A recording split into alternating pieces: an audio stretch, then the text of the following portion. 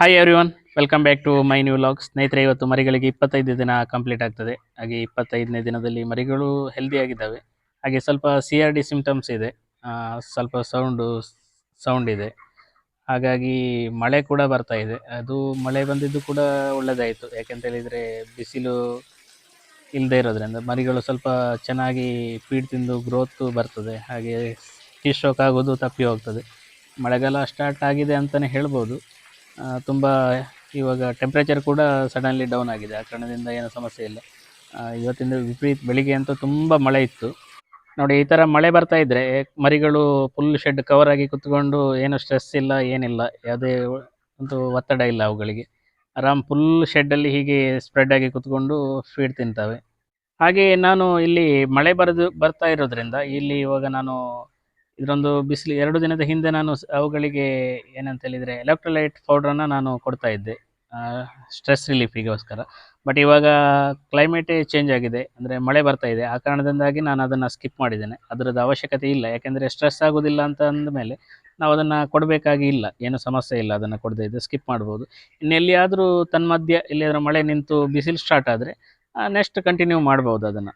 ಸ್ನೇಹಿತರಲ್ಲಿ ಮುಖ್ಯವಾಗಿ CRD ಸೌಂಡಿಗೆ ನಾನೊಂದು 2 ದ್ರಾವಣವನ್ನು ಮಿಕ್ಸ್ ಮಾಡಿ ಒಂದು ಸೊಲ್ಯೂಷನನ್ನು ಮಾಡ್ಕೊಳ್ತಾ ಇದ್ದೇನೆ. ಸಿಟ್ರಿಕ್ ಆ್ಯಸಿಡ್ ಮೋನೋಹೈಡ್ರೇಟ್ ಮತ್ತು ಸೋಡಿಯಂ ಕ್ಲೋರೈಟ್ 80% ಇರ್ತಕ್ಕಂಥ 2 ವಸ್ತುವನ್ನು ಸಪ್ರೇಟಾಗಿ ಬೇರೆ ಬೇರೆ ಇದರಲ್ಲಿ ಮಿಕ್ಸ್ ಮಾಡಿ ಇಟ್ಕೊಂಡು ಎರಡನ್ನು ಕೂಡ ಸಪ್ರೇಟಾಗಿ ಇಡಬೇಕು. ಒಟ್ಟಿಗೆ ಇಟ್ಟರೆ ಈ ರೀತಿ ಸೊಲ್ಯೂಷನ್ ರೆಡಿ ಆಗ್ತದೆ. ಆಗ ನಮಗೆ ಬೇರೆ ದಿನ ಬಿಟ್ಟು ದಿನ ಒಂದು 4-5 ದಿನದ ಕೋರ್ಸ್ ಮಾಡುವಾಗ ಅದನ್ನು ಬೇರೆ ಬೇರೆ ಒಂದು ಡಬ್ಬದಲ್ಲಿ ನಾವು ಶೇಖರಿಸಿಟ್ಟುಕೊಂಡು ಈಗ ನಮಗೆ ದಿನಕ್ಕೆ ಬೇಕಾಗುವ ರೀತಿಯಲ್ಲಿ ಈ ರೀತಿ ನಾವು ದ್ರಾವಣವನ್ನು ರೆಡಿ ಮಾಡಿಕೊಂಡು ಇದನ್ನು ಹೇಗೆ ಹಾಕಬೇಕಂತೇಳಿದರೆ, ದಿನದಲ್ಲಿ ಒಂದು ಟೈಮ್ ರಾತ್ರಿ ಹೊತ್ತಲ್ಲೇ ಕೊಟ್ಟರೆ ಸಾಕಾಗ್ತದೆ. 1 ಲೀಟ್ರ್ ನೀರಿಗೆ 1 ml, ಹಾಗೆ 1000 ಲೀಟ್ರ್ ನೀರಿಗೆ 1 ಲೀಟ್ರ್ ಈ ದ್ರಾವಣದ ಮಿಕ್ಸನ್ನು ನಾವು ಹಾಕಿ ರಾತ್ರಿ ಹೊತ್ತಲ್ಲಿ ಕೊಡ್ಬೋದು. 24 hours ಬೇಕಾದರೂ ಕೊಡ್ಬೋದು, ಏನು ಸಮಸ್ಯೆ ಇಲ್ಲ. ನಿಮಗೆ ತುಂಬ ಸೌಂಡ್ ಉಂಟು ಅಂತ ಹೇಳಿದರೆ ಒಂದು ಫಸ್ಟ್ ಟೈಮಲ್ಲಿ ನೀವು ಒಂದು 24 hours ಕೊಟ್ಟು ನೆಕ್ಸ್ಟ್ ಡೇಯಿಂದ ನಿಮಗೆ 12 hours ಕೊಟ್ಟರೆ ಸಾಕಾಗ್ತದೆ. ಹಾಗೆ ಇವೆರಡನ್ನು ಕೂಡ ಸಪ್ರೇಟ್ ಬೇರೆ ಬೇರೆ ನಾವು ಕ್ಯಾನಲ್ಲಿ ನಾವು ತುಂಬಿಸಿ ಇಟ್ಕೊಳ್ಬೇಕಾಗ್ತದೆ. ಈಗ ಎರಡನ್ನು ನಾವು ಸೊಲ್ಯೂಷನ್ ರೆಡಿ ಮಾಡುವಾಗ ಮಾತ್ರ ನಾವು ಇದನ್ನು ಎರಡನ್ನು ಅರ್ಧ ಸಮ ಪ್ರಮಾಣದಲ್ಲೇ ತೆಗೆದುಕೊಂಡು ನಾವು ಅದನ್ನು ಸೊಲ್ಯೂಷನನ್ನು ರೆಡಿ ಮಾಡ್ಕೊಳ್ಬೇಕಾಗ್ತದೆ. ರೆಡಿ ಮಾಡಿಕೊಳ್ಳುವ ಹಾಕುವ ಒಂದು ಅರ್ಧ ಗಂಟೆ ಮೊದಲು ನಾವು ಇದನ್ನು ಸೊಲ್ಯೂಷನನ್ನು ನಾವು ರೆಡಿ ಮಾಡಿ ಇಟ್ಕೊಳ್ಬೇಕು. ಈಗ ನಾವು ಎರಡನ್ನು ಮಿಕ್ಸ್ ಮಾಡಿದಾಗ ಅದು ಕಲರ್ ಚೇಂಜ್ ಆಗ್ತಾ ಹೋಗ್ತದೆ. ತುಂಬ ಗಾಢವಾದ ಕಲರಿಗೆ ಕಾಫಿ ಬಣ್ಣಕ್ಕೆ ತಿರುಗ್ತದೆ. ಆವಾಗ ಅದರಲ್ಲಿ ಹೊಗೆ ಕೂಡ ಮೇಲೆ ಬರ್ತಾ ಇರ್ತದೆ. ಎರಡನ್ನು ಮಿಕ್ಸ್ ಮಾಡಿದಾಗ ಆ್ಯಸಿಡ್ ಆಗಿ ಕನ್ವರ್ಟ್ ಆಗ್ತದೆ. ಇದನ್ನು ಯಾವುದೇ ಕಾರಣಕ್ಕೂ ನಾವು ಉಸಿರಾಟದ ಮೂಲಕ ನಾವು ದೇಹದ ಒಳಗೆ ತೆಗೆದುಕೊಳ್ಳಿಕ್ಕೆ ಹೋಗಬಾರ್ದು. ಯಾಕಂತ ಹೇಳಿದರೆ ನಮಗೆ ಇಮಿಡಿಯೇಟ್ ಹೆಡ್ಏಕ್ ಸ್ಟಾರ್ಟ್ ಆಗ್ತದೆ. ಹಾಗೆ ಶೀತ ಕೂಡ ಸ್ಟಾರ್ಟ್ ಆಗ್ತದೆ. ನಮಗೆ ತುಂಬ ಜಾಗ್ರತೆಯಾಗಿ ನಾವು ಇದನ್ನು ಹಾಕಬೇಕಾಗ್ತದೆ ನೀರಿನ ಟ್ಯಾಂಕಿಗೆ.